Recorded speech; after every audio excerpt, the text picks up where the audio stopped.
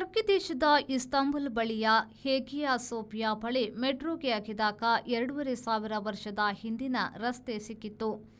ಹೇಗಿಯಾ Sophia ಚಾರಿತ್ರಿಕ ಹಿನ್ನೆಲೆಯ ಸ್ಥಳ. ಟರ್ಕಿಯ ಇಲ್ಲಿ ಇತ್ತೀಚೆಗೆ ಮೆಟ್ರೋ ರೈಲು ದಾರಿ ಮಾಡಲು ಅಗೆದಾಗ ಕ್ರಿಸ್ತಪೂರ್ವ 3ನೇ ಶತಮಾನಕ್ಕೆ ಸೇರಿದ ರಸ್ತೆ, ನಗರಗಳಿತ್ಯಾದಿ ಪತ್ತೆಯಾದವು.